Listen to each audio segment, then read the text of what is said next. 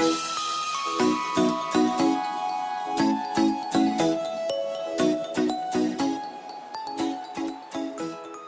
there, it's John Yap again. If you want to know more about me and my disclosures, there will be a link posted that you can click on and watch. This YouTube video is a little bit of a tips and tricks on how to set up your browser, whether it's Firefox or Chrome, so that it will open new links in tabs rather than windows or layers.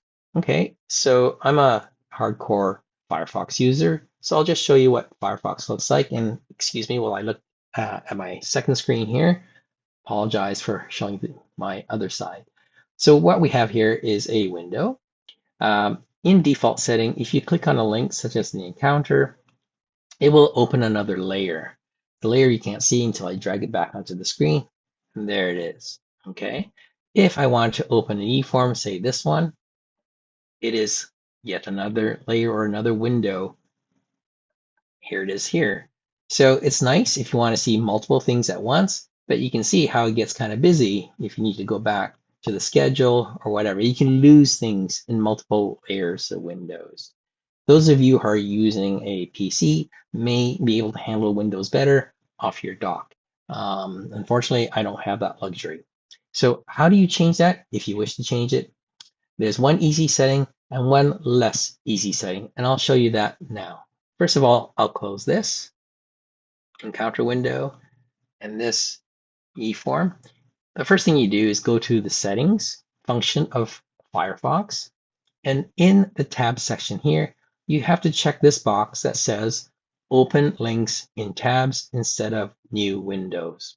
I check everything here because I actually like how it functions in Firefox. All right, from here, I'm going to open another tab, and in the address pane, I'm going to type in the words about, A-B-O-U-T, the colon, not semicolon, and the word config, C-O-N-F-I-G. And here you'll get this dire warning, proceed with caution, and we will do so. Click on accept the risks and continue. And in this search window, not up here, but down here, you're going to type in the words browser, B-R-O-W-S-E-R, dot or period, link, L-I-N-K. And you'll find everything related to browser.link. The one you want is this one that says open new window restriction. Double click that line. The number 2 should be changed to 0. Do that. Click the check mark to save it.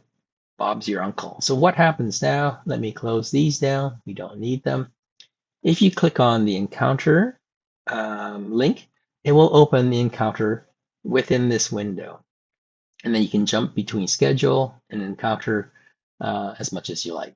If I click on the eForm, it opens the eForm and yet another tab. It goes right to it. So what if you wanted to see 2 things at once? You can do that in layers. Well, you can do that in tabs as well. All you need to do is highlight this tab, drag it off this window, and now you have 2 windows that you can see simultaneously. And what if you wanted to put things back together the way you found it?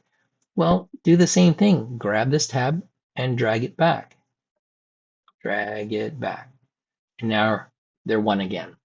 Okay, so I want to show you another cool tip that is Oscar related. Say you wanted to type your note here, but you also wanted to read a previous note, say way up here, maybe a couple years ago. Well, you can't really do that without scrolling up here and then going back down here, back and forth.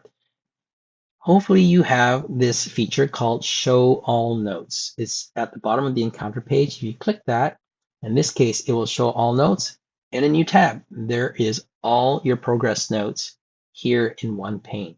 And say I wanted to see September 2019's note and this note at the same time. Well, I showed you how to do that. You drag this tab off, and here it is.